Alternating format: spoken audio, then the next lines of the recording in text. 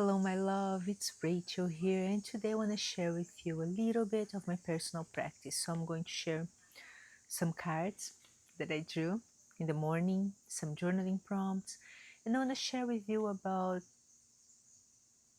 this technique, or I don't know if you can call this a technique, but this way of working with the cards, which I call the Essence Aligned Tarot, Essence Aligned way to work with them, and how we can understand the cards in a different way sometimes.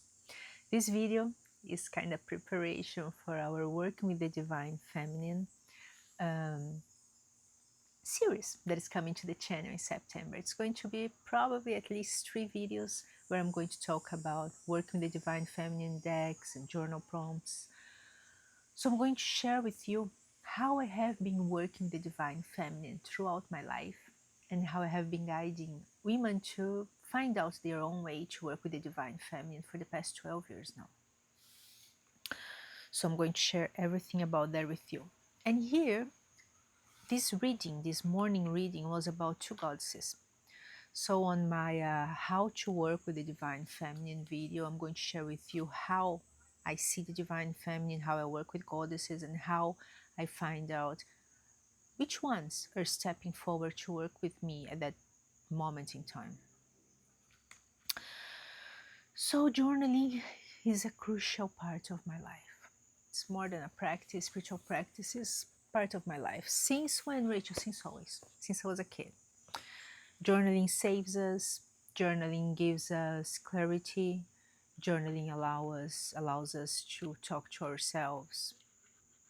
And things that are sometimes like pure chaos inside our mind, we are able to translate into the paper and find some order in that chaos and start understanding ourselves in a way that nothing, no therapy, no meditation, no mentoring, no coaching, nothing can bring to us. Sometimes I joke that journaling every day keeps the therapist away.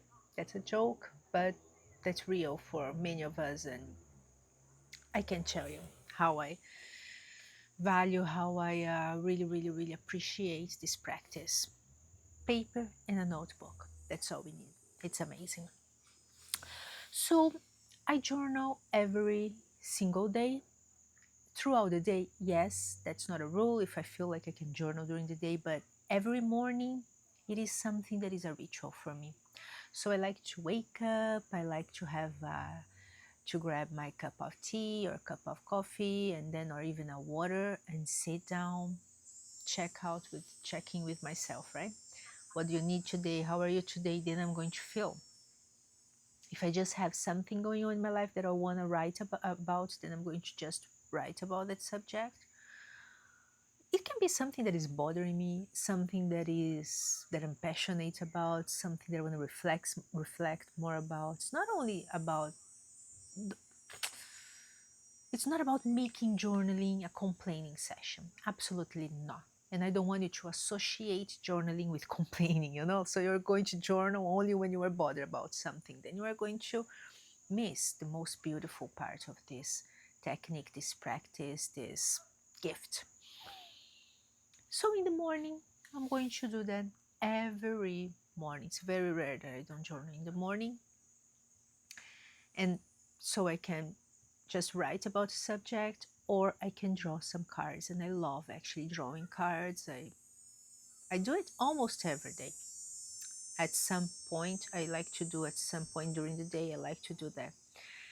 And then I'm going to share with you now some cards that I drew when asking these goddesses that are working with me now, are better saying that I'm working with them now, what they would like to tell me. These 2 goddesses are, one of them is a Japanese goddess called Yukemochi. She's the Japanese goddess of food. And the other one is Nyx. She's a primordial goddess, if you can call her a goddess. She's a primordial, but she's the one connected to the night. So usually I'm going to work with Yukemochi in the morning and Nyx in the night. always approaching them with respect, this idea with respect, and there's a specific way that I look at them. But I don't want to share in this video, I want to share on our specific video about the subject. So in the morning, I went ahead and I wrote on my notebook. Oh, before that, let me talk to you a little bit about the decks that I've been using this month. So, I didn't have the time to share with you the video about decks that I was making the commitment to work with in August. Okay, first of all, that's something that I would not feel like doing because I work with my decks intuitively. So I like to work with a deck that I feel like working at any given moment. I don't like the idea of I have to work with these or work with that. But something happened in August, and I'm going to share everything with you on my video decks that I use the most in August. I'm going to share everything with you there.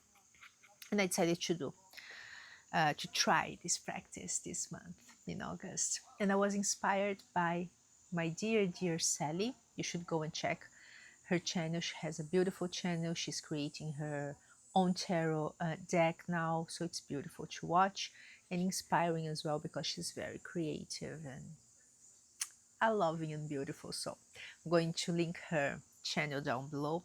Go there, check it out and subscribe. And so Sally inspired me to do this work, watching her decks that I have the intention to work with in August, July. So watching her videos, I was inspired to do the same. And the decks that I'm working this month, well, it's going to be this tarot deck. It is the Crystal Visions Tarot. And this oracle deck, it is the Forest of Faery Oracle by Lucy Cavendish. They're both older decks and they are old in my collection as well. And I would never connect to these decks actually, but then because of this exercise, love them. I'm looking forward to share with you more about that. So I have been using these two decks together in the morning. And let me show you cards. First, the prompts that I used. So the first one was, what message Yukemochi has for me today? And what message Nyx has for me today? So Yukemochi, the cards that I drew were the Chariot and the Green Man, Initiative, Fertilization, and Action. Look at these two cards together. So what I got from these cards is that Yukemochi is telling me to not stay stagnant, to not stop, to keep going, to take action, to be in movement. That's what's going to lead me into my destiny and bring me the prosperity and abundance that is meant to be in my life. Because she talks a lot about abundance. She's the goddess of food, okay? So food was created from her body. So she talks about this idea. And I found it so beautiful that the Green Man came, that she wanted to talk to me about the Green Man. And then for Nyx, the cards that I drew were the Queen of Wands and the Queen of the Darkwood Elvis. Premonition, foreshadowing, and mystery. When I saw these two cards together, by the way, this deck here is a deck that I really don't use the guidebook, this oracle here. This oracle deck, I prefer to read intuitively using the names and the titles and the keywords. So looking at these two cards, I was feeling like about my sovereignty and that I must step into my sovereignty and see something that is still hidden, something that I'm not seeing, something like that. And when it comes to the idea of seeing things that we are not seeing, we usually talk about in Kabbalah about seeing the big picture. So we pray for that, we meditate for that, because we are really not able to see the big picture as human beings. Nobody can, because we are here in this material world, which is called Malhut, and here we are living according to the five senses. So we are here talking, we have no idea what's happening in another house here just in the neighborhood. how are we supposed to know about everything? So we are going to meditate and ask to have access to the big picture as much as we can at this moment in time. And then I asked, what Nyx wants me to know about the big picture. The cards that I drew were, let me see, here. 5 of Swords and the King of Darkwood Elvis. So her partner, right? King of the Darkwood Elvis, authority, credibility, and status. So what I understood from this drawing here together was looking at this card for a while, trying to understand. What came to me was that whatever has been hurting me is now going away. Whatever has been hurting me is now going away. It's leaving. And I'm here, standing, alive, stronger than ever, and not alone. Look this bird here. I'm never alone. Doesn't matter what happens. And then my authority, my sovereignty stays intact and even bigger after a painful experience that I went through. Right? And then I wrote here a quote: what doesn't kill me makes me stronger. The Queen and the King, they came together. The Queen and the King talk about harmony between my feminine and masculine inside of me. To try to use this harmony, to activate this harmony in any action that I'm going to take. And something important, let the masculine heal. Since the beginning of the year, I have been going through this process, this personal work of healing the masculine inside of me.